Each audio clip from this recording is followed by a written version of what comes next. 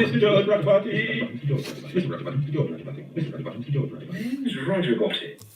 Mr. George Roger Boaty. Of course it is, George.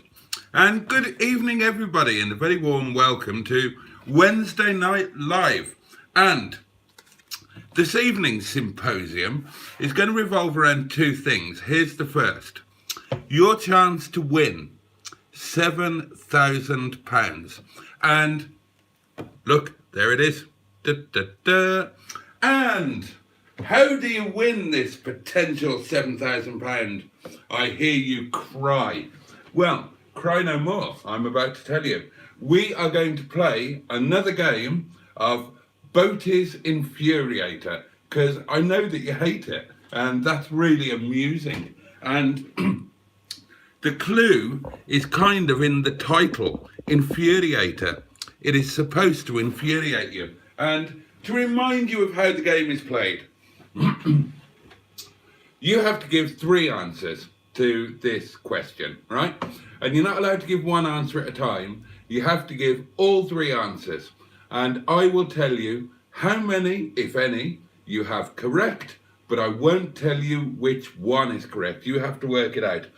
But tonight, because it's only an hour tonight, my loves, tonight it's going to be quite easy, because I've told you the answer to this question, probably 100 times. It's one of the things I always bang on about. So let's see who is paying attention. And your question is, quite simply, name my 3 favourite hotels. That's all you got to do. And this little card, potentially worth 7,000 of the King's pounds, could be yours. And I will actually send it to you. And the previous winners, that's you, Simone, and you, Tracy, your scratch cards are in the post and will be there tomorrow or the next day. I sent them first class and everything, because you are just such top of the range chums. Of course I sent them first class. The other thing we're going to be talking about tonight, as promised, is another question.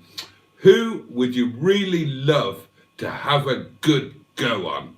So there you go. Over to you with that. Who have I got? Matt, the wonderful, lovely underscore, to whom I owe a debt of thanks yet again. I'm always owing a debt of thanks to Matt. He's such a nice, kind chap. And I'm looking to, where is it? It's over here, isn't it? As you know, I've got this idea for eating and cooking outside and Land Rover lunches and that sort of thing. And as you know, I bought a second-hand chair off Facebook, one of those foldy campy jobs. And I've been looking out for a similar table. And guess what? I found one. Here it is. A folding table in a nice black bag to match a nice black leather exterior. Interior, even. Oh, I do like a nice black leather interior, viewers. Good afternoon. This was in Ilkeston. Ilkeston, oh Ilkeston, I still see her dark eyes glowing. And Matt, who was coming to the restaurant anyway to deliver yet more scratch cards for your winning possibilities and pleasure, very, very kindly collected it for me and brought it, and I've set it up, and it's a grand little thing, and I'm really delighted with it. So thank you very much indeed, Matt, and good evening to you. Good evening, Jimmy Quinn. Good evening, Chaz Brown. Hello, Bad Books. Evening, Cheeseburger. I almost scored free Momo for life, but Boaty had a tenner. Yeah, amazingly, I had 15 quid in my pocket. I haven't got it now. Yeah, I'll show you. This is how much I've got left of my bounty. There. Poor old Wilfred has been completely bloody emptied. Not helped by having to purchase a battery. Oh, we'll come on to that. I'll give you a Brian update. Of course I will. Oh dear. Now then. So yeah, cheeseburger. Simone, lovely. Liz is here, splendid. Boaty's it, yeah. Hotel Chocolat, and Hotel Chocolat. Nil point underscore. Nil point. Boaty should buy a 1980s Austin and drive around singing Music Maestro. Oh, right.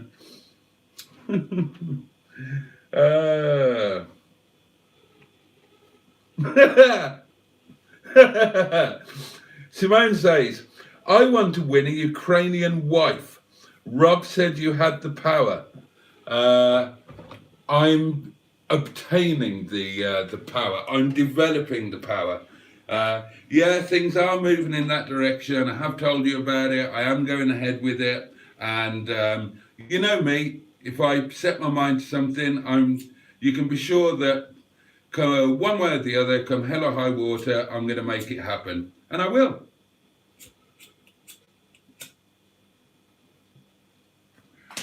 Don't you worry about that. And Ukrainian women are among the most beautiful women in the world. I do love Slavic women. You've seen a picture of my Ukrainian missus. She was lovely. I mean, she was small, but she was perfectly formed.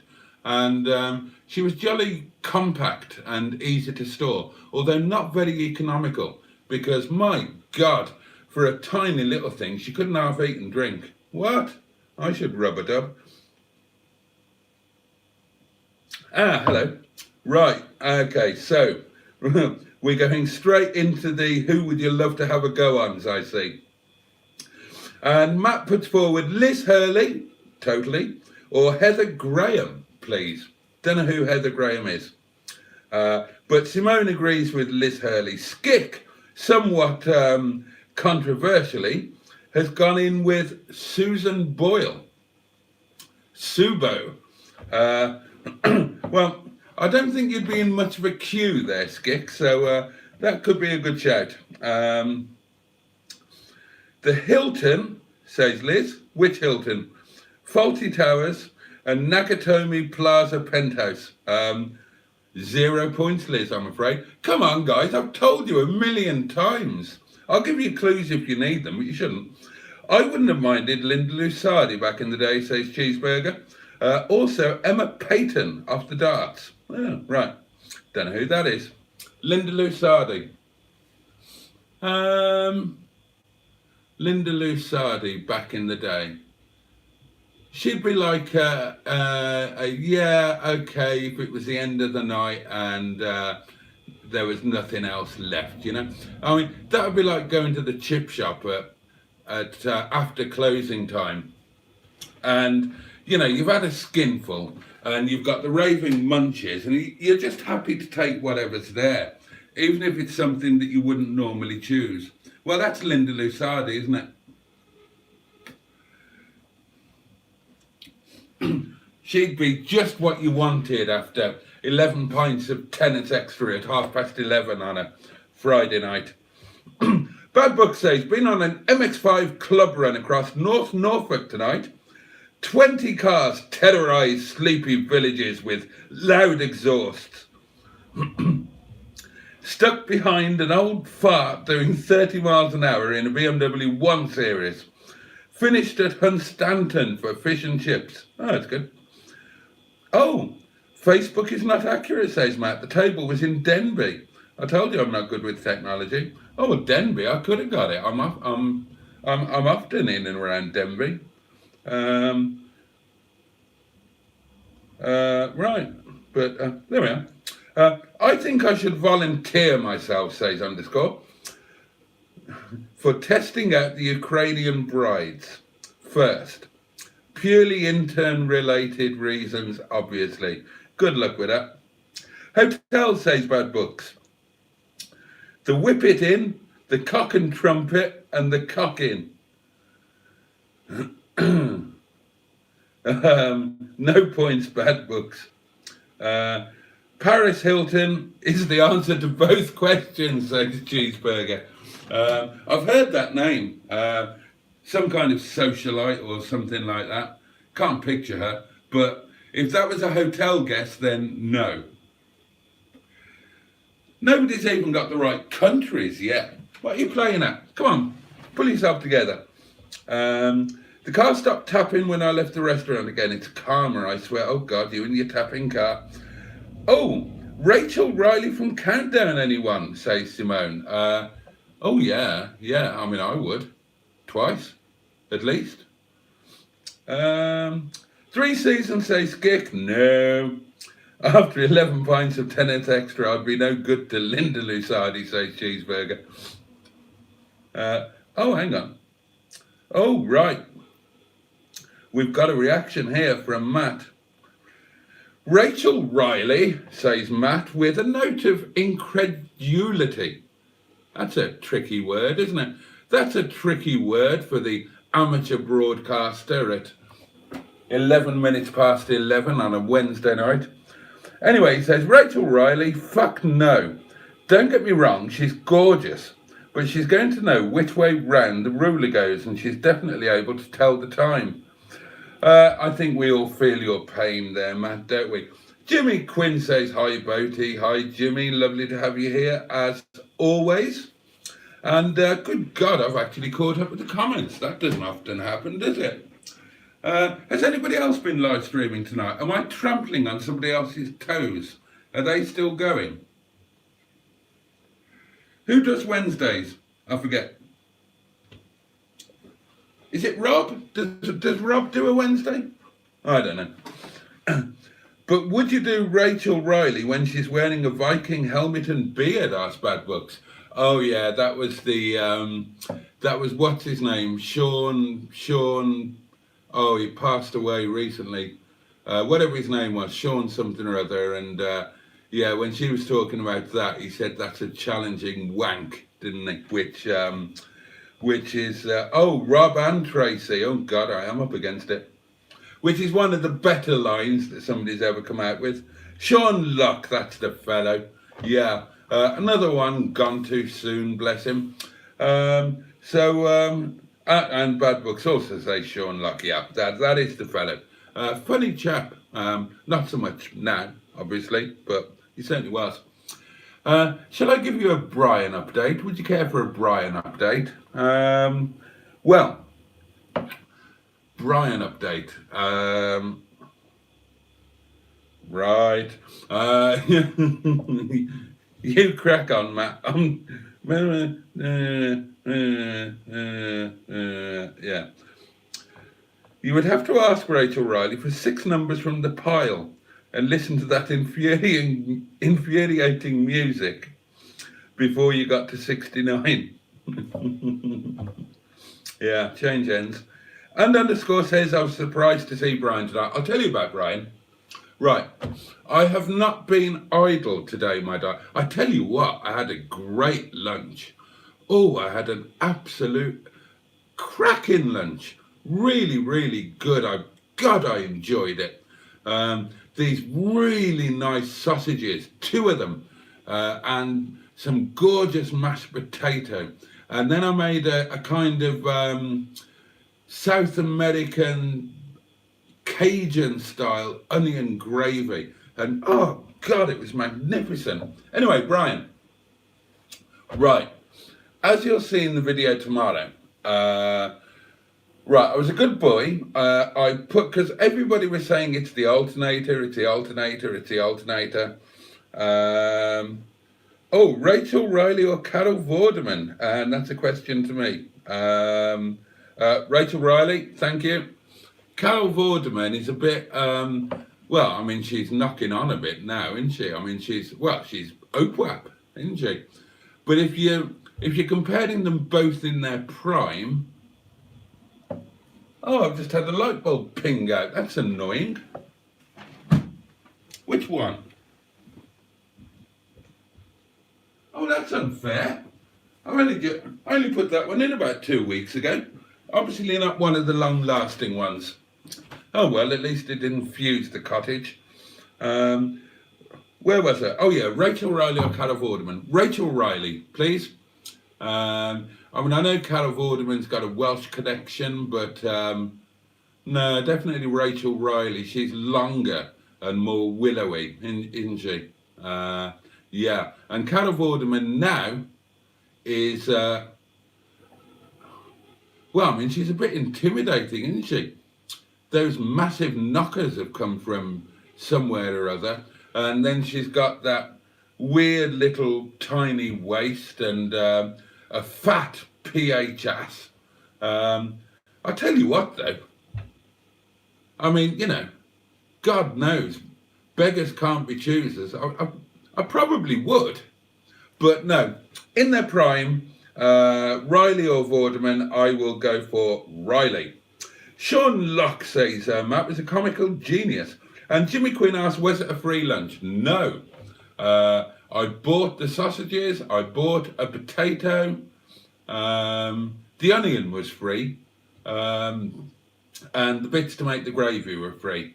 So, kind of.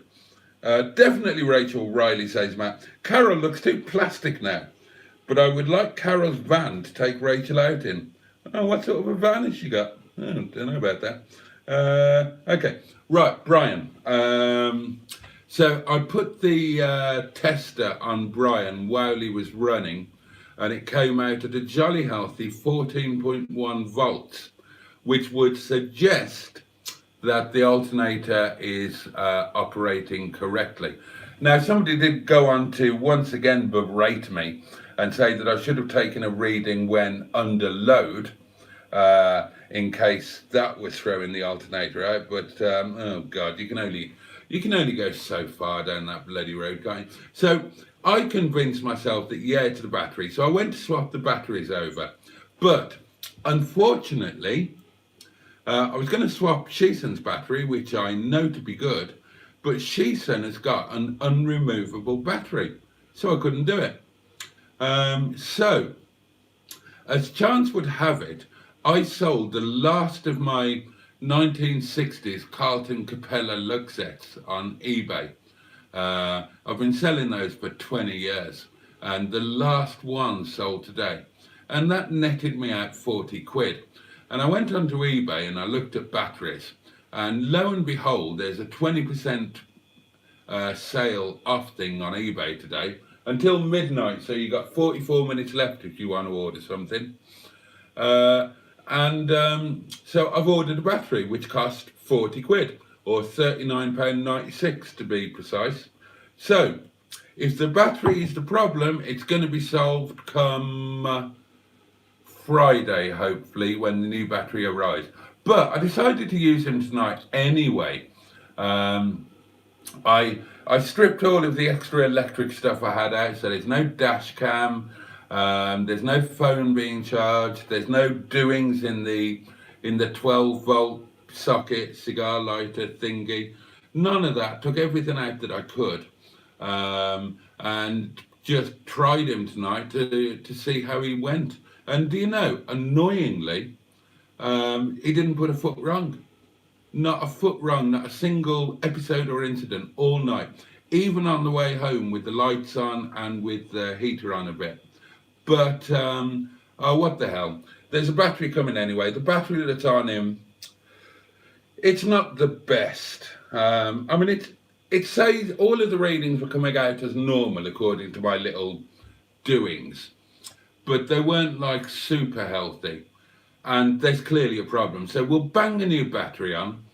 That battery will do as a spare. I'll keep it there in charge, on charge or whatever, and we'll see if that fixes the problem. And if it doesn't, then we'll look at other things. I'll probably take Brian to the Yard of Dreams on Monday so that Mustard can have a proper look at the earths and make sure that they're all as they should be. So there you go. That is the update on Brian. I really want to order a ZR spoiler. Me too, Matt. Me too. Oh, when I was young, says Jimmy Quinn, it was Brigitte Bardot. I love French accents. Yeah, so do I, actually. When you get the battery, says Cheeseburger, don't forget to grease your lugs. Okay. Could the scratch... I'll try to remember that. I haven't got any grip. I haven't even got any Vaseline. I mean, I've got some lube. Would that do? In the bedside drawer of shame. Could the scratch card recipients try doing a better job than Boaty, please? He's not played them very well so far and received poor winnings. Well, what can I say? I did my best. Right, are you going to need a clue on these hotels? Okay. What clue can I give you? All right, I'll give you the countries. One is in Spain, or, well, is it in Spain? That's questionable. One is in the Basque country. Now, you can argue amongst yourselves whether that's Spain or France or an independent region. No, Mrs. Mills, my God. You've got a memory, Jimmy. I wouldn't have minded to go on Sharon Davis, says Cheeseburger, but it would kill me now. I got a thing about her on Twitter. I don't look at Twitter, but I can't work out how to turn the alerts off. And I keep getting pinged about things.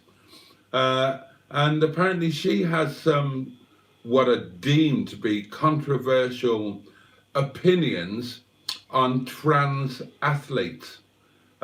Should we talk about that one time? Tonight, if you like. Where do you stand on trans athletes? Should they compete as the gender that they've transitioned to, or should they compete as the gender that they were born, or should they compete in a category all on their own, or should they not compete at all? I probably have some opinions on that. God knows, it's not safe to have opinions on things like that these days, is it? There's somebody out there waiting to be offended. I was telling you about the hotels, wasn't I? Okay, hotels. One is in America. One is in the Basque Country. One is in Malta. And I've told you what they are a million times. Oh, well, that was uncalled for. Literally, I didn't call for that. I love the little table. It's ever so cool.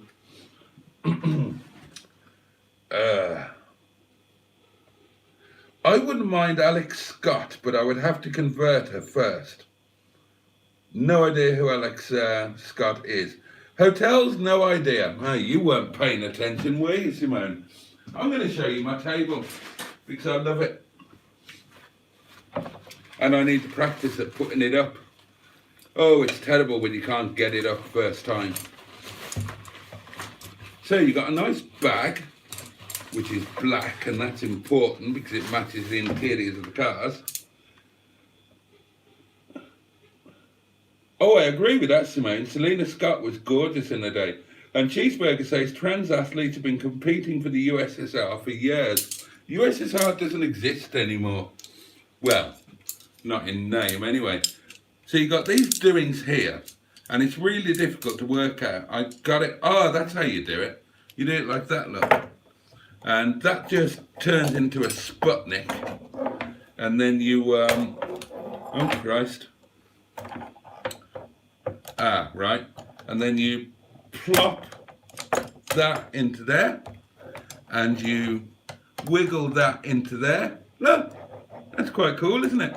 Not the most stable thing on God's earth, but hey ho. And then you delve back into the bag. All right, so nobody knows the hotels. Well, this isn't going to go well then, is it? Do I need to be more specific so you can Google them? Oh, she was high maintenance, was she? Okay, right, if you want me to be specific, then one hotel is in Las Vegas, one hotel is in San Sebastian, and one hotel is in Aura in Malta, and that's spelled Q-A-W-R-A.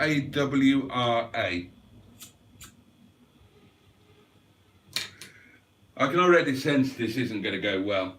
So then you've got the toppy bitty with, look, and it's got elasticated doings. I do like some elasticated doings. And you just ping those off, and that kind of unfolds, and then you plop it with careful approbation in the wrong place. Around there somewhere. Oh, that candle's hot.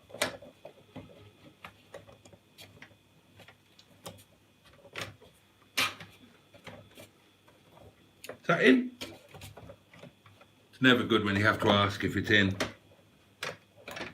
Ah, there we are. And there you go. Oh, shit! Okay, that might not have gone according. Oh, that's popped out. Oh, and that shouldn't be there like that, and that shouldn't be. All right, that's going to take a bit of practice, isn't it? Oh, hell's teeth, it's all falling apart. Well, you get the general idea anyway, don't you? I mean, it's only a little one, but when you've got your little chair, I mean, if you're in the Land Rover, then you could do your cookery-wookery in the the boot of the car, and then you've got your little chair, and your little table there to put your little drink and your little plate on. I like it anyway. Doesn't take much to please me. I like having things like this. I'll probably never use it. The table is shit, says Jimmy Quinn. That's harsh. Nobody knows. Oh, right. I don't care about hotels. I've got no idea of your favourite hotels. Selena Scott is a farmer now. Caesar's Palace, you have to guess all three. Put the table in the bin. Bloody hell, Jimmy. You're properly harsh, you are, aren't you? Give it the benefit of the doubt.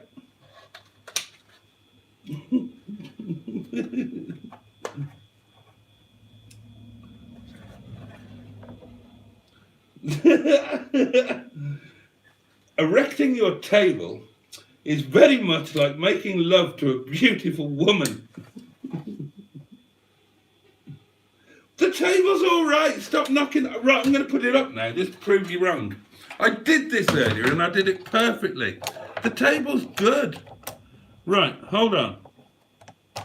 That goes in there. Right, and we push that in.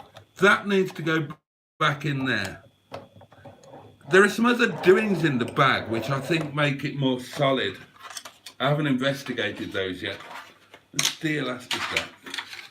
And then, right, do that side first.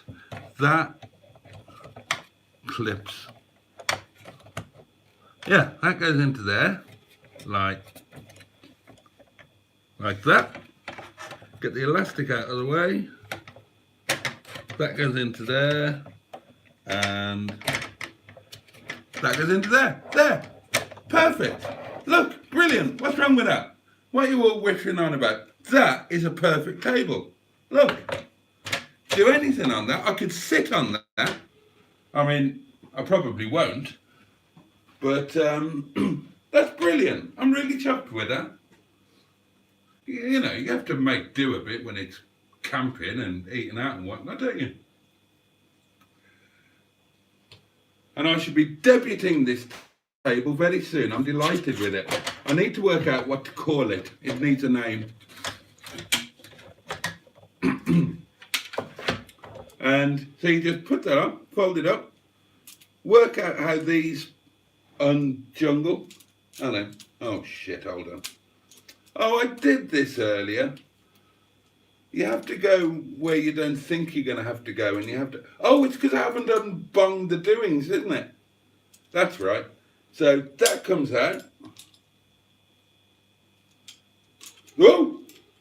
Almost took my eye out. That comes out, and then it folds up. Look, what's wrong with that? Oh, shit.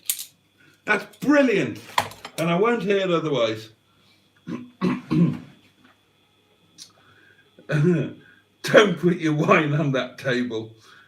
Cracking table, grommet. That's definitely not a 60-second direction table. I'll have that down in 10 seconds flat. Little bit of practice, that's all it needs. No, I'm not calling it shit table, Jimmy. Jimmy's already known. Oh, don't be horrible. Caesar's Palace, Travelogue, Premier Inn, no points. I had a motorhome for 20 years, says Jimmy Quinn, and that table is crap. Yeah, well, a motorhome table's going to be that's portable. That's fold-upable. It can go in the boot of a car. What's the matter with you? It's only supposed to be a little occasional table for you to put your picnic plate and a glass of wine on, and it's perfectly good for that. And there are doings in the bag that will probably make it even better if I knew what was what they were for. Let's have a look at them. Look, they come in a plastic bag. They must be important. The table resembles Katie Price's latest surgery. Exactly, Matt. It's better than reaching on the ground to pick up your drinks or plates. Of course it is. Am I watching Some Mothers Do Have 'Em by accident? Are you avoiding the question about trans women, Bo? No, I'm not avoiding it at all, Skick. I'm waiting for other people to pick up and see if they want to discuss it at all. I mean, if you mean you want my opinion, well, is the table mustard windproof? Nothing is mustard windproof. Look, I've got these little doings here, and I imagine that they do something tremendously important to make the table even better. I don't know what they do, but I will find out and I will let you know. Call the table ED, erectile dysfunction, because it doesn't stay up. Oh dear.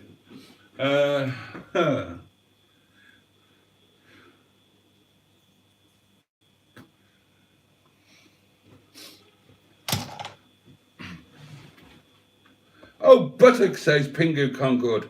Buttocks to you, dear boy. How about Terry the Tenacious Terrier Tiny Table? That's a lot of titties, isn't it?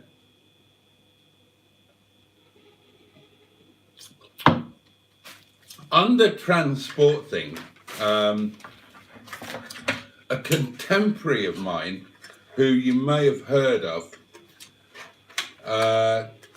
did transition, but waited until their career as a sportsman finished.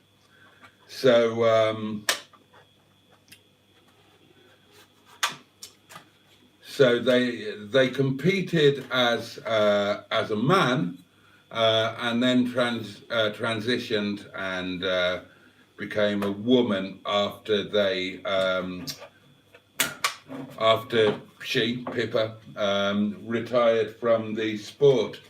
But I was watching an interview with her this morning. I haven't spoken to her for years. Well, I haven't spoken to her since she became Pippa. Only when she was Robert.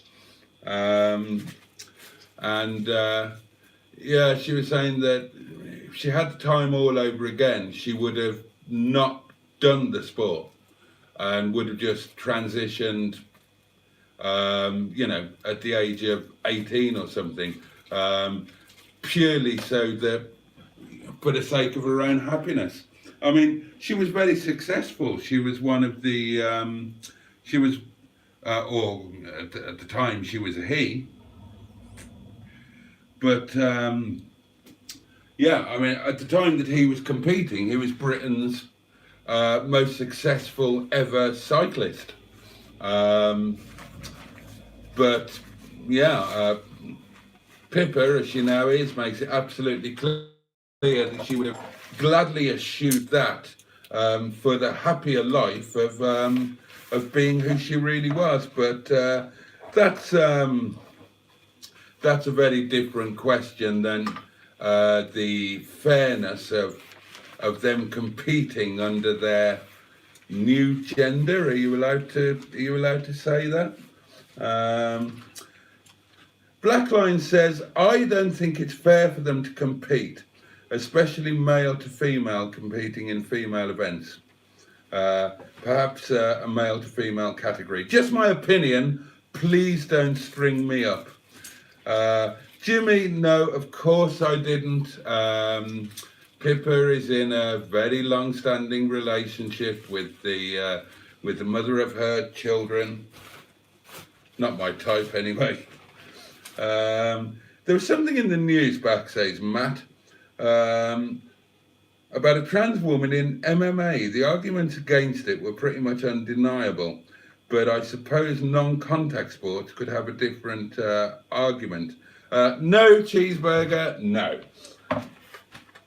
I mean, if you look into the science of it, then as I understand it from my limited knowledge, if you go through adolescence as a male, then you simply have natural advantages that can't be mitigated in hindsight by hormone therapy or testosterone reduction or this, that and the other. It's not just about the testosterone and hormones and whatnot. The muscularity is different, the respiratory system is different.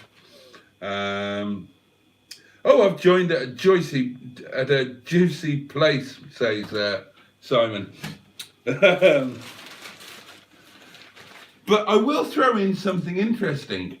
Can you think of, what sports can you think of where there have been instances where competing on a level playing field, a woman has been better than a man?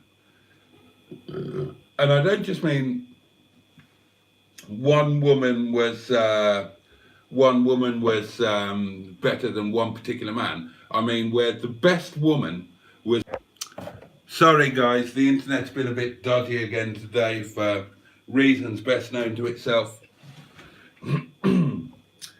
Hi Simon, says Cheeseburger, who would you like to go on? Yeah, don't forget that. Don't forget that, we are discussing who you would love to have a go on. I think what was I talking about just then? Oh yeah, for anybody who knows, Beryl Burton, probably the greatest female cyclist ever, competed on an equal basis against the best male contemporaries and beat them. And very famously during, was it a 12 or a 24? Can't remember which, probably a 12. Might have been a 24. She actually, when she passed the leading male, the male champion, she offered him a humbug and gave him some encouragement. I think you just can't argue against the physiological advantages of an elite male to an elite female in terms of power output. Simone says, I have an opinion on this topic. It can become quite divisive. We're all friends here, throw it out there. First collection road trip in HJ today, says Pingu. Banging gramophone, nicely composed on motorway, and no breakdowns. P.S. I put a new battery on HJ as your one wouldn't hold a charge for more than 10 minutes. It wasn't that bad, was it? You know what, it had sat at Mustard's for a while, hadn't it? That wouldn't have done it any good. And it probably wasn't the best battery in the world, in all fairness. I was thinking about batteries earlier, and when I get the new battery onto Brian, I'm going to be doing really well for batteries on my fleet, which is amazing because it's, something I can't afford. I'm a bit like Mustard, I get by with what I've got. But, right, Boo, the Freelander, then the lovely Mike, Classic Wheels Wales, put a brand new battery. Oh, let me show you this, actually. He put a brand new battery on for me just before I collected it. And, if I can find it, Hold on.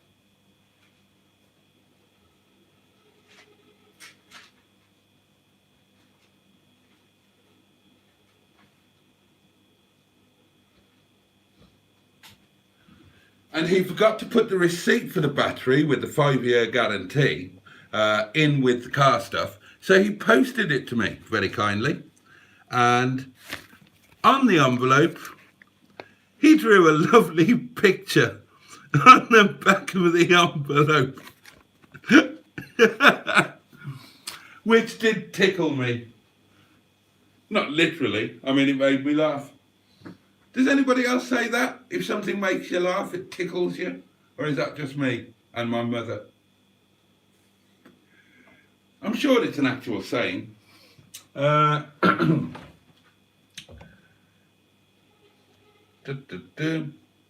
Gillian Anderson. Oh, horse racing. Good shout, Jimmy Quinn. Yeah, that's a sport where women regularly beat men. Although, you know, arguably, oh God, I was gonna say arguably it's more of a physical thing for the horse than it is for the jockey. But if you've ever ridden a horse, it's not without exertion by any manner or means. You need to be fit to be a jockey.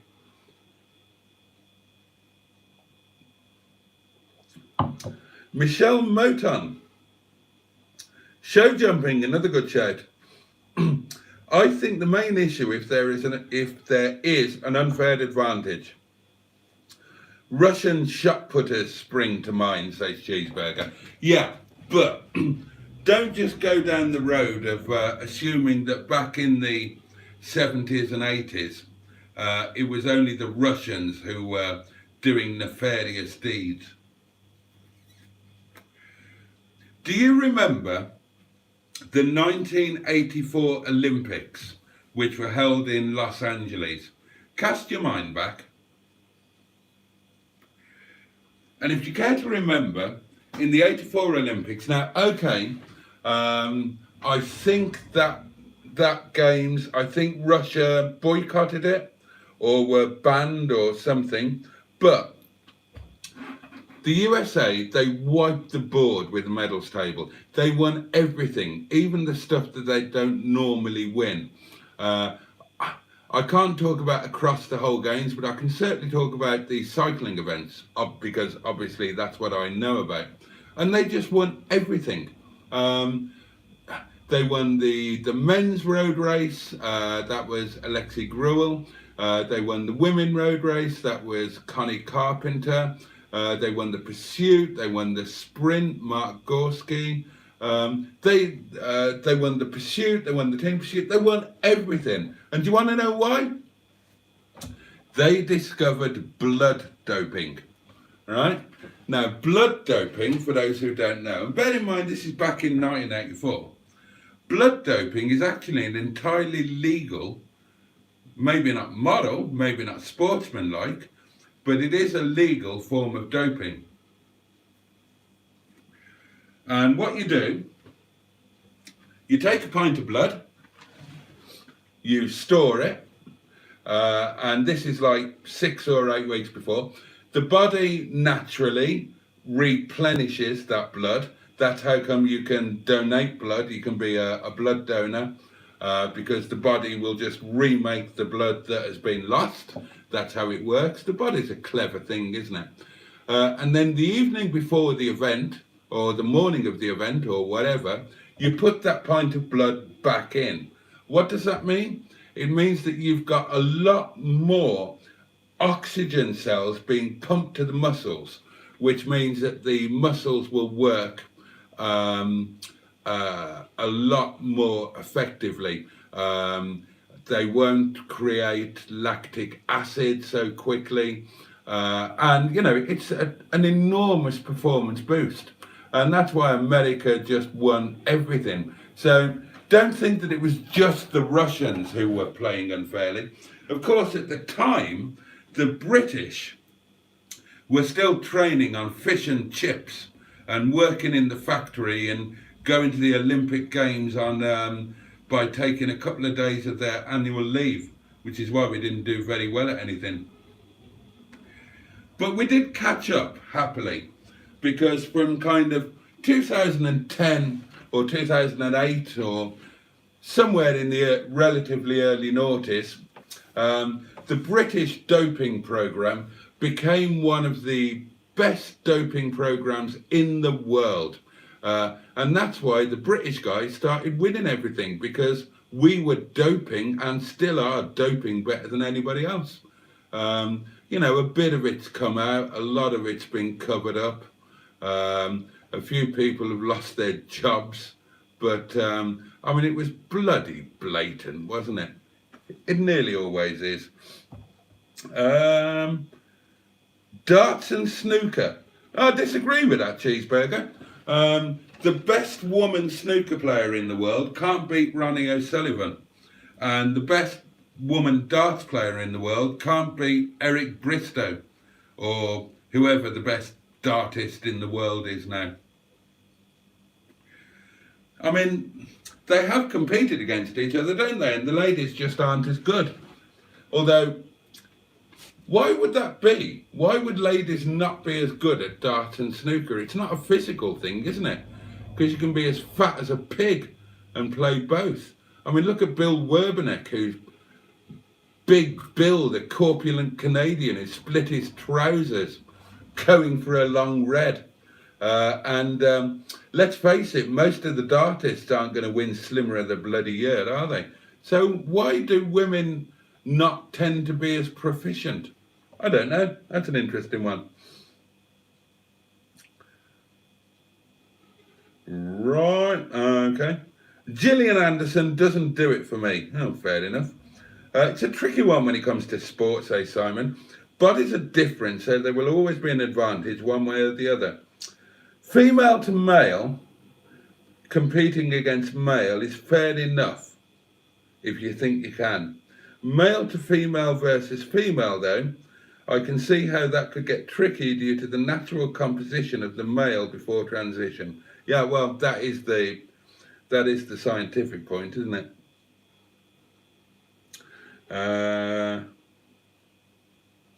Right. Rally Goddess kicked every bloke's ass. Who? What have I missed? Oh, hang on. Michelle Mouton. Oh, okay. Never heard of her, but I'll take your word for it. You know that door that wouldn't open, Matt? Works perfectly now. No idea what went on there. If a male is transitioning, hormone replacement therapy makes the muscle mass less and weaker, so the person is not quite so strong, although it also depends on how far through transition they are. Okay. Oh, Skick. Women don't make good snooker or darts players because they struggle with angles, and that's the reason why they usually don't make good drivers. Ooh, where do we go with that? Or maybe it's true. Maybe it's true. Maybe there is a physiological reason why. I don't know. Gillian Anderson, yes, please. Sabine Schmidt at Nuremberg, at Nürburgring. Oh, God, that was a Freudian slip, wasn't it? The trials. Okay. Right, is that a female versus male thing, or somebody you'd like to have a go on, or both? I would have liked to have had a go on Sabine Schmidt. Another one gone too soon, bless her. Yeah, I would like to have had her take me round the track, and then I'd like to have had her go round hers. Oh dear. Do I remember the 1984 Olympics, say Simon? No, I was 8, and Olympics is très boring. It might be for you, but it's not if you're a sportsman, because it's it's one of the pinnacles of your sport and something to which you are aspiring. Although as a spectator, I agree a lot of it can be boring. Not the 100-metre sprint though, that's never boring.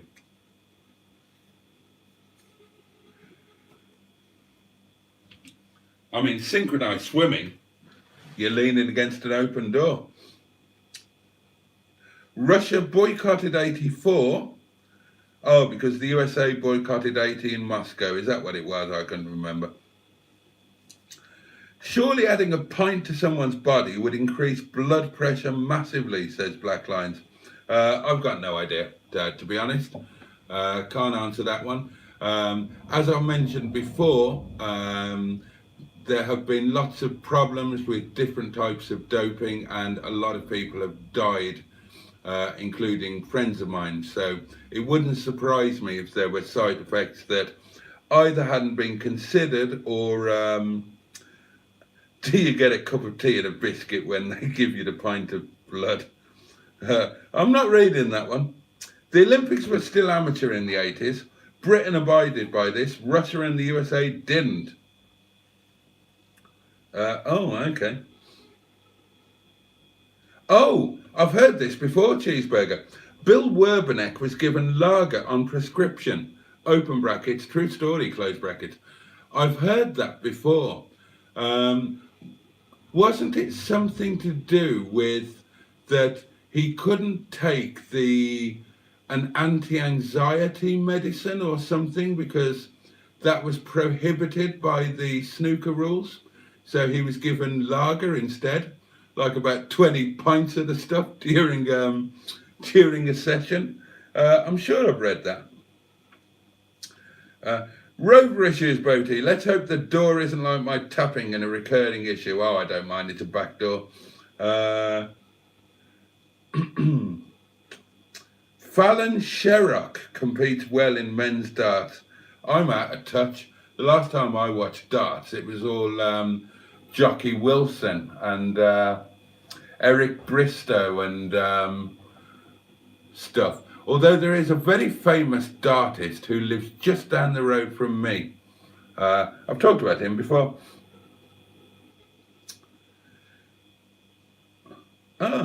This is why there were never female longbow archers, says Liz.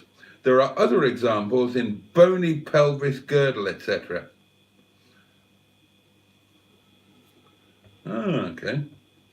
And I'm just trying to give some context to this comment.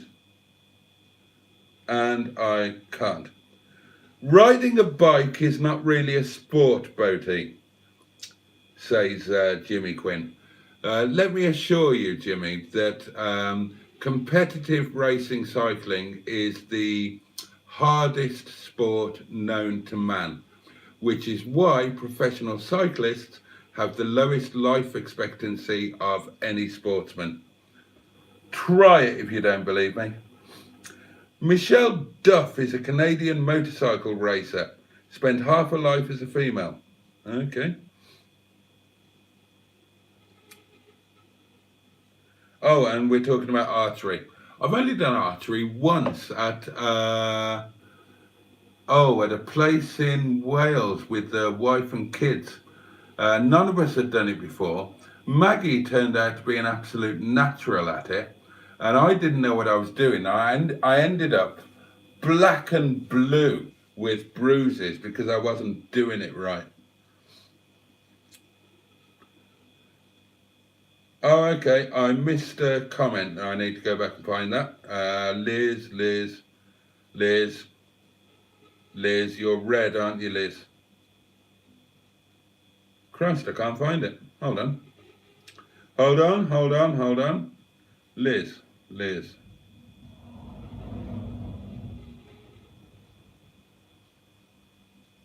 God, what's going on? Can't find it anywhere.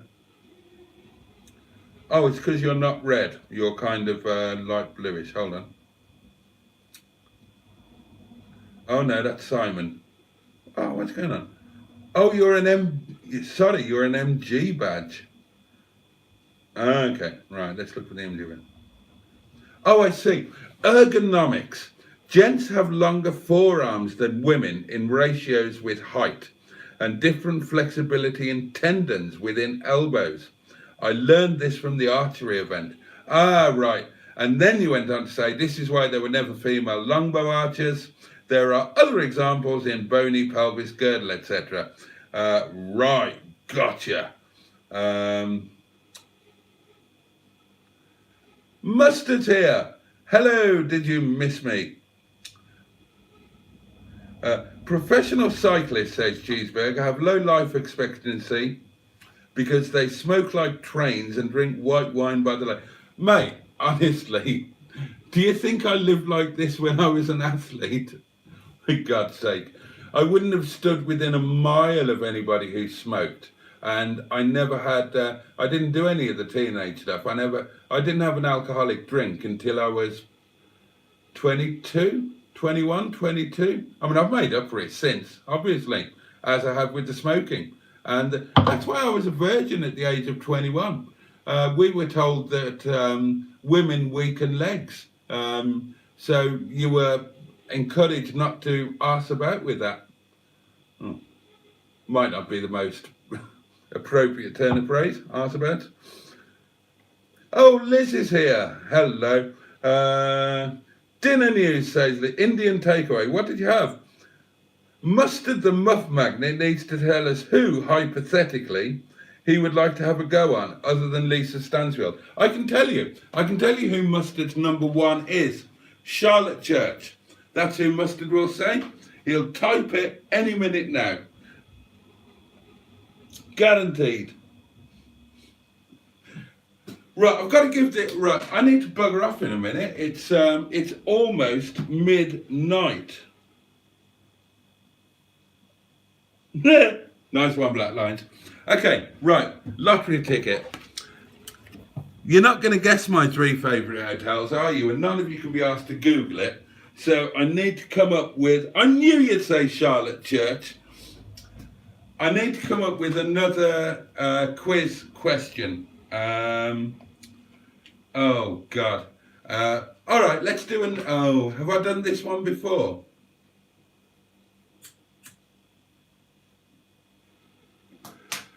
Okay, I've done this one before. You will know it, and it's easy to Google, but please don't cheat. But I can't stop you. Right, okay. A new infuriator. Forget the hotels.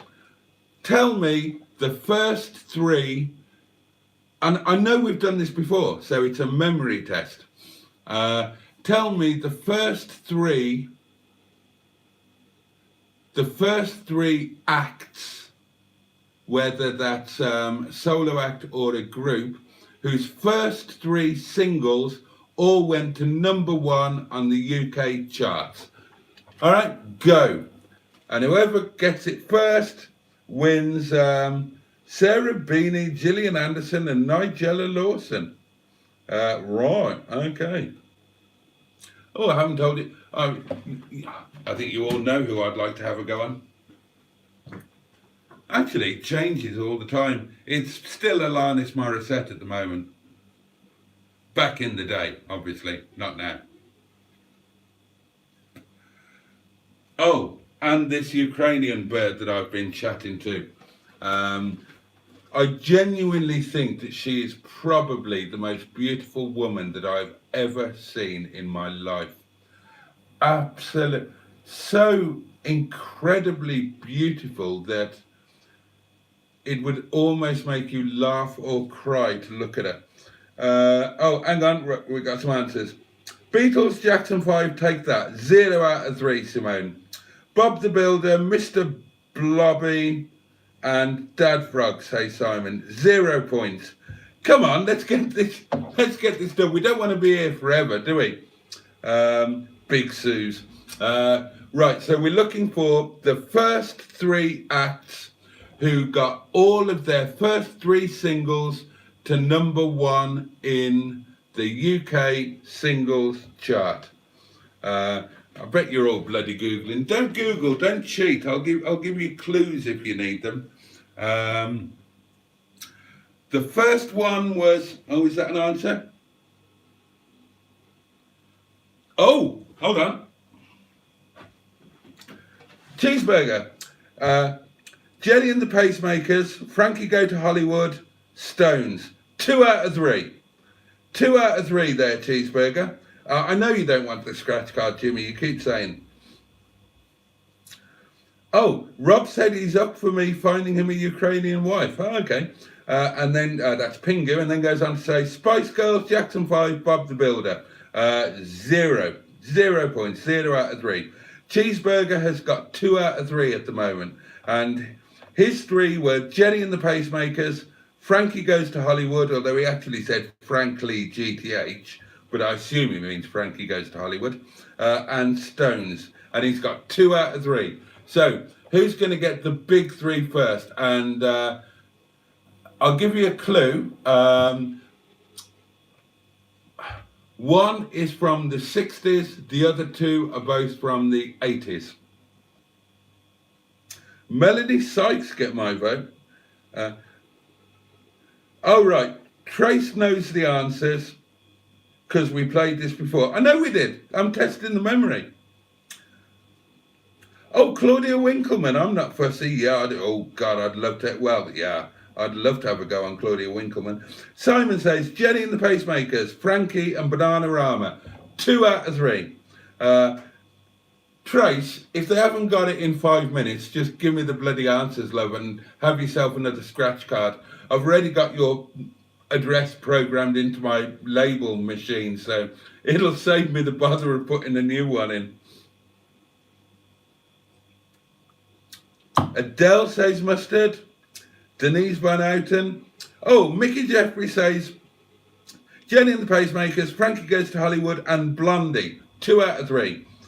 Simon says Jenny, Frankie, and Kylie. 2 out of 3. Melanie Sykes gets my vote, says Black Lines. I'd have a go with that. Bros, Frankie, and Jerry, says Cheeseburger. 2 out of 3. Oh, it's getting quite exciting now, isn't it? Doesn't take much, does it, darlings? Don't forget about the amazing lunch I had. Oh! And I've got bog roll. Happy days. You feel like a rich man when you got a whole 4-pack of bog roll, don't you?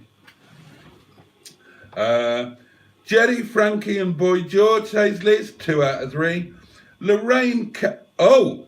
Right, okay, hold the phone. We have a winner. We have a winner. Jenny, Frankie, and Rick Astley, says Simon. 2 out of 3. Mickey Jeffries is our winner, who has correctly identified the first 3 acts who all had their first 3 singles go to #1 in the UK Hit Parade as...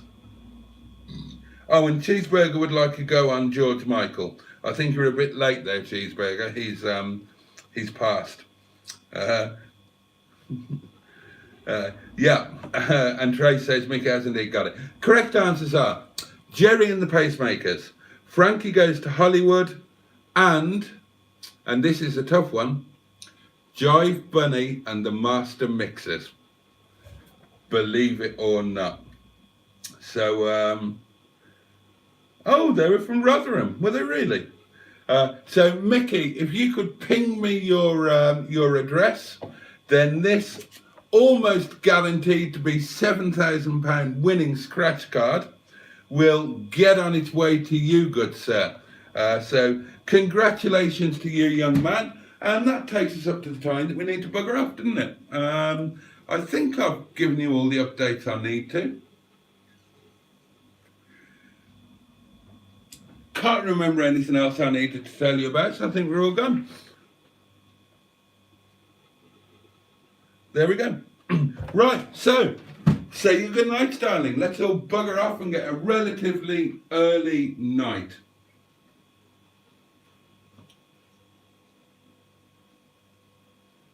.6 volts. Oh, hang on.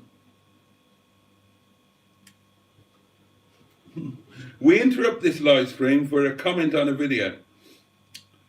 12.6 volts, says Black Lines, means nothing if the battery can't supply the amps due to the internal resistance being too high. The battery tester said 49%. It's on its way out. I agree with you, Black Lines, and that is why I have ordered a new battery. And the amazing thing is I had the money to order a new battery. Oh God, money bloody comes and goes, doesn't it? I mean, I sold that last lug set today. I thought 40 quid, lovely. That's my spending money. And I thought I'll buy some pedal rubbers for the MGF because Wetleg's pedal rubbers are missing on the pedals. I thought oh right, thank you, Mickey. I thought I'll get a proper long aerial. And I thought of a few things I'd get with my 40 quid of ill-gotten gains. And, oh, alarm. Is that Brian? Where's his keys? Oh, Brian, why are you doing this?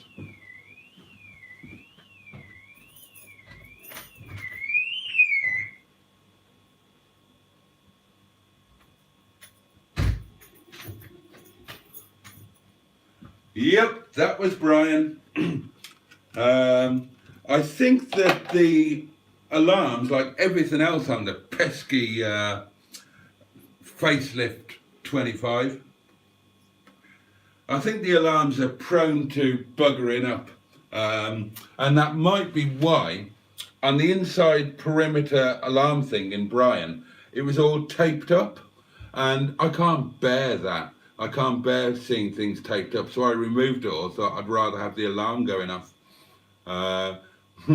Perhaps that wasn't entirely wise, but I'll just leave him unlocked. That's it. You all know where I live. There's an unlocked Rover 25 outside. Help yourselves, darlings. Oh dear. What was I talking about?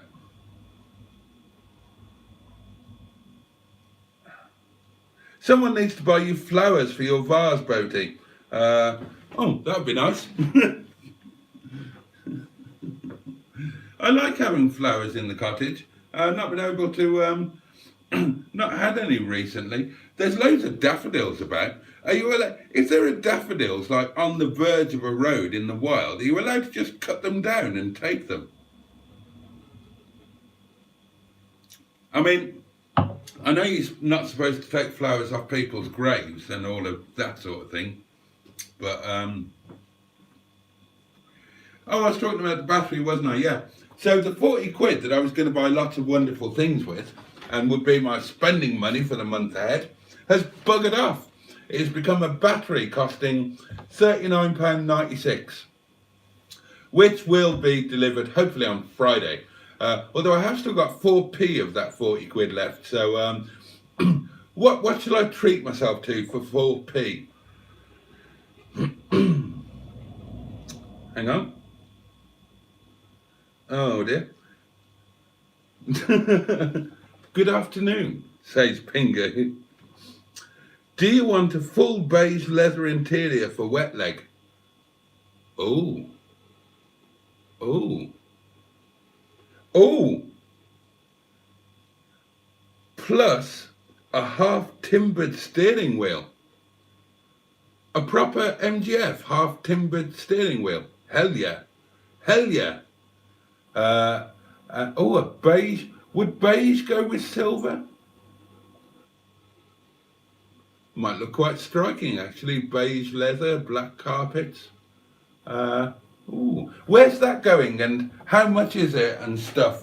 I love a half timbered steering wheel. I really do. That's the thing I miss most about Sir Arnold. He had a half timbered steering wheel.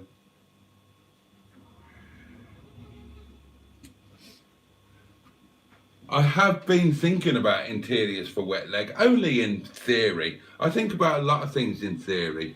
You know, the dreams you have. Oh, if I had the money, would I do this or this or this? And there's that nice interior in that MG TF at Mustards that is like, it's like an elephant in the room or an elephant in the yard. We all have to pretend it's not there and try not to film it.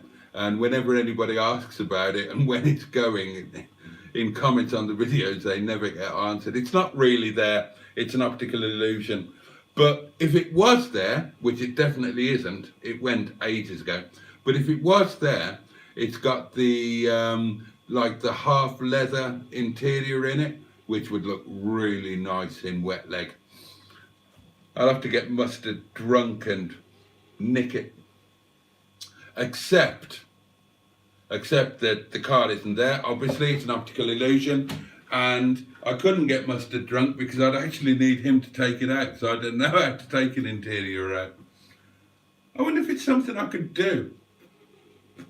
You know, now that I'm getting all hands-on with things, I wouldn't mind having a go at that. I'd like to try taking a wheel. No, I'd like to try using a trolley jack and taking a wheel off properly with one of those umpa-dumper things. I mean, I can take a wheel off. I've jacked the car up using the, what do you call it, scissor jack, the crap one in the boot. And I've taken wheels out. I've done it really quite recently. I did it on my street KA.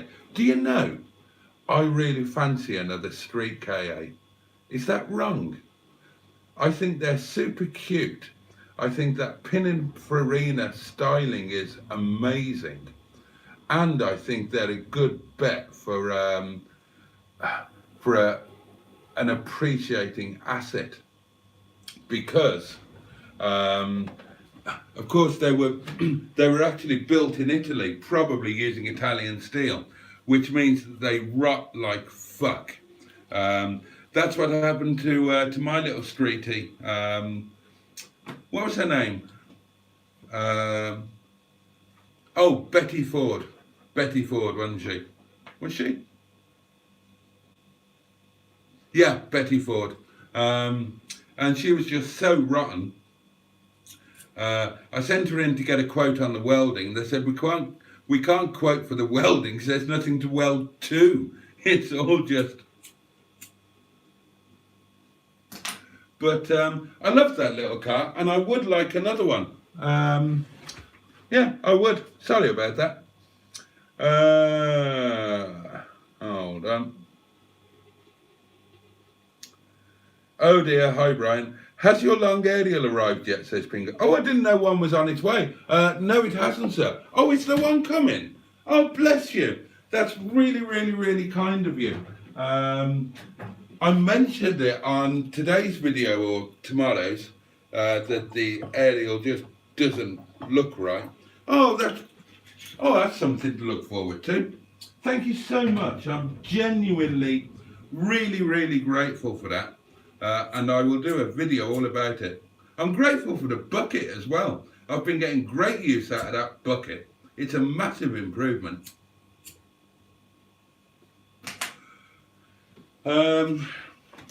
What else? Nighthall. Hello neighbours, it's midnight. Oh, I know, it's embarrassing, isn't it?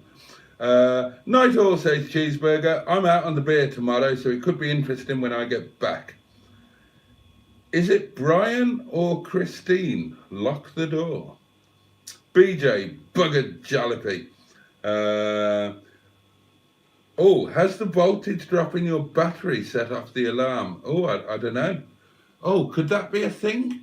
So, oh well, maybe the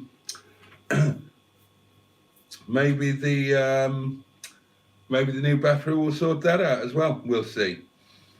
39 quid is cheap for a battery, says Simon. And Jimmy Quinn says very cheap battery. And Black Lion says £39 is cheap for milk nowadays. I have a half timbered steering wheel, says Simone boastfully. Then I'm jealous of you. That will be a shit battery, says Jimmy. I bet it's for a radio. Bloody hell, Jimmy, you're like a black cloud sometimes, aren't you? Talk about raining on people's parade. It's a brand new battery with a 4-year guarantee from a reputable supplier. It was that cheap because there's an eBay offer on where eBay give you 20% off. And it's from a discount place anyway. Full manufacturer's price is 70 quid. Half timbered, sounds like Viagra is required. That's quite funny. I want a leather wheel for Margaret, says Simon. Have you not got leather? I think Wetleg's is leather, I think. but I'd love a half timbered one. Oh God, that would be gorgeous. And now everybody keeps talking about a beige leather interior. I want that as well. I haven't got beige, and I do like beige. And do you know what? Thinking about it, Alfa Romeo used to do that, didn't they? In the, what came after the 155? And they used to do beige leather with black carpet, and it looked stunning. Clarkson used to go on about it. Tell me about this beige leather interior, Pingu, and the half timbered steering wheel. I'll swap an internal organ for it. That would look good. That would actually look good. Cheapest battery for my car, says Mickey Jeffries, is 162 quid. Bloody hell. Cheapest parts for my car, says Matt, are free. Apparently there's an unlocked one 20 mile up the road.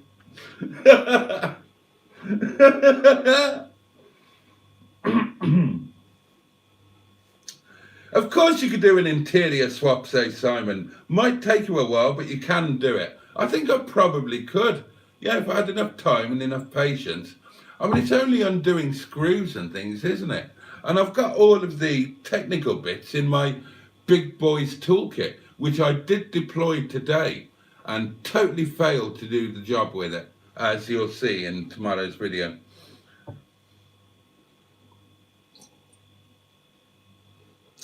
And Simon then says, street KAs are awful and they rot. Well, I agree that they rot. I'm not sure that I agree that they're awful. What's awful about them? They're fun. And they look gorgeous. I loved mine. I wasn't able to drive it for very long. I bought it on eBay from not a million miles away from, where was it from? Sort of last of the summer wine country. I had a hell of a job getting there. 4 trains to get there. But then it was only like an hour's drive home. It was just kind of in the middle of nowhere. And it was an eBay auction. And I paid, oh, who's that? Oh, right, I'll have a look at that in a minute. And I paid 260 quid for it. And it had about 3 months MOT. So, you know, you can't go too far wrong, can you? And I got the 3 months out of it. And then Chinese madam arrived on the scene. And it was just in the, it was in the pits there where Wetleg is now. And it was just there for ages and ages and ages until I eventually, it was there all the time that Chinese madam was here. I only scrapped it after Chinese madam went because I wanted the space. But I loved the car in theory, and I don't know what's particularly pants about them, to be fair, and I would quite like another one. And I do think there'd be a good future buy. I could be wrong. Skick says, do you have a plan, Boat, to get back to where you used to be? Oh God, what? Back living with Maggie? No, I know what you mean. Back not living in penury and poverty. No. Is the quick and easy answer to that? No.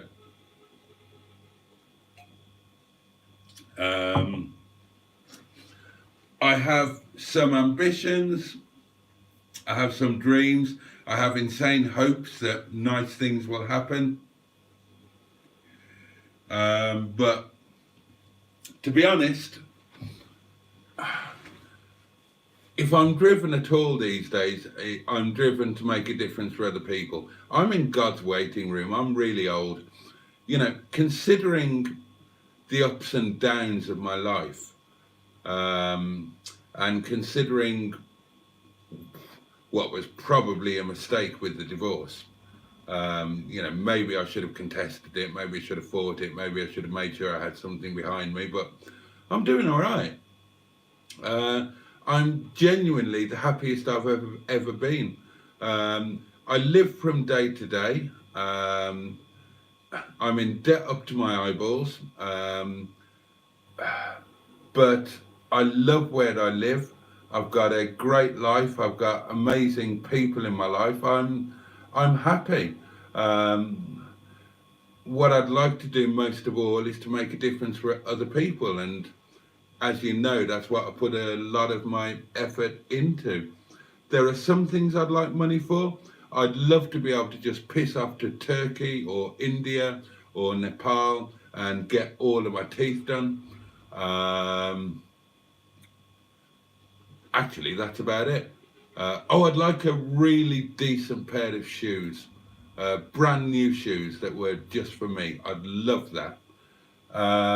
And I'd love to be able to just pay my bills without worrying about it. I mean, really, I'm blessed. I live in a beautiful place that's through luck rather than judgment. Maybe that's karma, because amongst the crap I've done some good things, and somebody up there or down here or round about or just karma in the universe was looking after me. And I've got all of this now, and I've got all of you guys, and I've got cars that I love, and I love them as much. Actually, I love them more. I'm more involved with them than the expensive cars I used to own. And I know you can rip the piss easily enough and say, oh, how could you love that, or how could you know? But look at Project Nigel, and that's what it's all about. And I spoke about this in videos last year. It doesn't matter whether you're driving a £500,000 Ferrari or Lamborghini or a £300 Rover. If you love that car, if you've got an involvement in that car, then you get the same satisfaction. And when you take it out somewhere beautiful on the Buttertubs Pass or the Snake Pass or whatever, you're driving the same road as the expensive car. You're getting the same aural and visual inputs. So, it's the same thing. It's the same level. If you allow yourself, if you're a bitter person and sort of say, well, I'm driving this shitty car worth 500 quid, when if I'd have made different decisions, or if life had been fairer, or if other people hadn't been bastards, I'd still be driving a £200,000 car, then I guess you could be bitter, but don't do that. Just take the joy in the pleasure and what you have got. But that's a long and rambling answer. I don't have a plan to get back to where I was. I wouldn't want to be back there. I wouldn't want to be that person again, and I never would be. And I've told you this before. They say at work, you're going to do something, you're going to be something again, you're going to be rich, and then you won't talk to us. And I tell them I would never be rich, because I would never allow myself to be rich. I would give it away. I would literally give it away. I'd like to have a little bit more than I've got now. I would like to be able to just pay my bills. I don't want to move. I don't want a better place. I don't want better cars. Nothing like that. I would like to be able to just pay my bills. I'd like a nice pair of shoes. I'd like to be able to give the cars what they need. I'm not talking about full restorations, but when they need a tyre or they need a battery or something like that, I'd like to be able to just do it like most people can, and not have to plan for 2 months and make sacrifices or take out credit to buy a couple of tyres, where most people can just do it like that. I'd like that. I'd love to get my teeth done, and anything over and above that, I don't want it.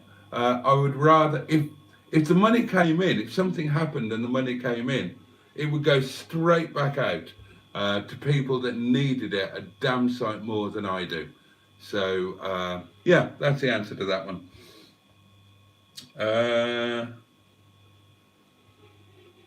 Are we all saying good night? Hang on, I've got a few comments to write. Yeah.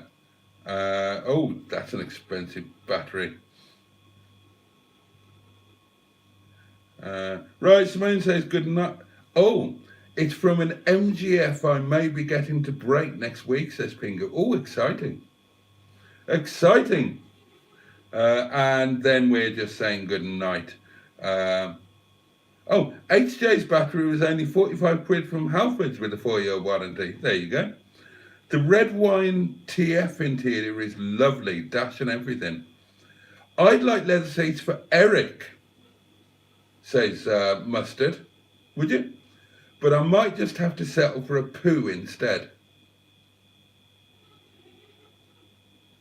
Oh, I see. Right, I didn't get that for a minute. There must be leather seats. Not, well, it's money though, isn't it?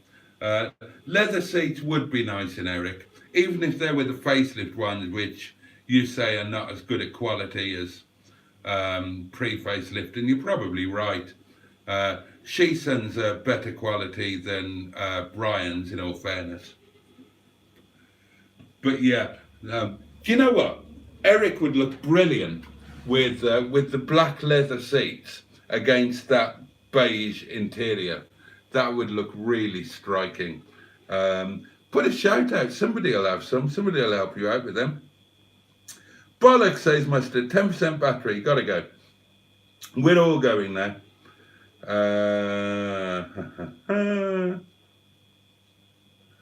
You're not in God's waiting room, you plum. Just look after yourself.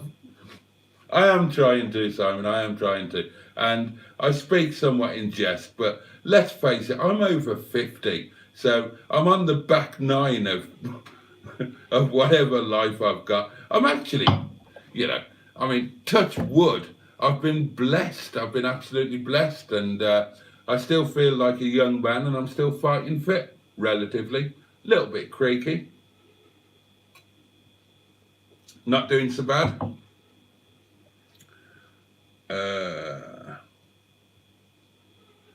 Okay.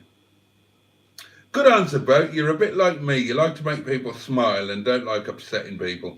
Expensive cars with expensive problems. Right, yeah. I want to move, says Simon. I'd like more space outside and less traffic. Yeah, I'm kind of blessed here with the space, as you know. I mean, Simon, for those of you who don't know, has been here. And I'm blessed with the space outside. As long as the cars are taxed, then not a problem. Traffic, well, I've got that busy road, but that's kind of a blessing in the bad weather, because that's, you know, without that road there, then you could be well and truly stranded here. Although I've got the Freelander now. Cheeseburger says, you've got off the hamster's wheel, Boaty. The rest of us are still running. I honestly do feel like that. Yeah, I honestly do feel like that. It would be different if I still had family, I'm sure. If I had children of my own, or children that I was still responsible for, then I might make different decisions, because it's about them, isn't it? And I always swore that I'd never let the kids go without because of a decision that I made. So, and that counted whether it was my own kids or kids that I considered my own, i.e. my stepchildren. So, yeah, I always knew that I was going to do whatever I needed to do so that they would have a good education. I'd be able to buy them their first car, get them sorted with a first house, make sure they weren't crippled with student debt after university, get them all through university. So I guess it's, I could have been in a different position where I wouldn't have been able to do this, where I wouldn't have chosen to do this. I would rather still be on the hamster wheel and still have the relationship with my stepkids, but it is what it is, and you know, I'm happy. P.S. HJ shit all over a new AMG Merc trying to outhandle and bully him on a slip road tonight, says Pingo. Oh, the wine! Fuck the wine, man. HJ handles like a bloody dream. I mean, we're okay. We're okay. Oh, it's starting to go. It's just starting to solidify. Tiffany Dell was on record of saying that the 45 was the best handling front wheel drive car of its time, the best chassis, and yeah, I mean HJ handles like an absolute dream. Eric would be brilliant, all stripped out and lowered. Oh, Pingu says, I'm moving to Spain soon. Would have been there already if the pandemic hadn't fucked up my villa purchase halfway through. Oh, God. Oh, dear. Oh, that's bad news. Yeah, Spain was never my intention, but I very, very nearly moved to Malta. And I can't tell you how close it was. Myself and my friend were buying our mutual friend's restaurant in our favourite place in Malta, and it was so close to happening, so close. And then when that didn't happen, I would have gone anyway, except that I would have been going on a wing and a prayer, assuming that I could work with HSBC, who promised me a job. But that would have been more of a tie, and I had Dad. Dad was still alive then, and that's what ultimately stopped me.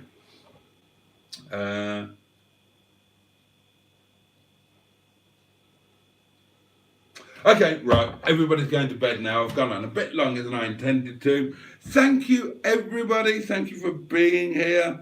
I have enjoyed tonight, and let's just whiz straight off to bed, shall we? No foreplay, straight up the stairs.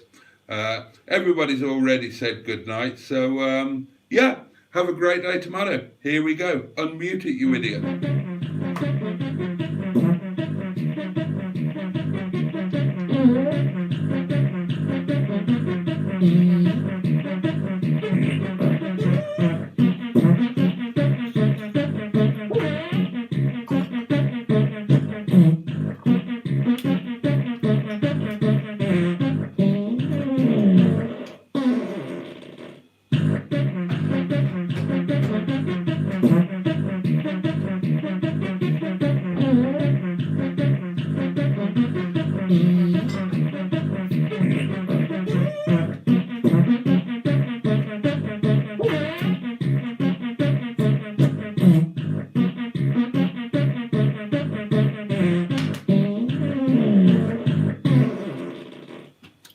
There we go.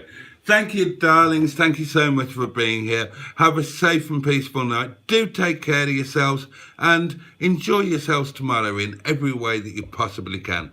Good night.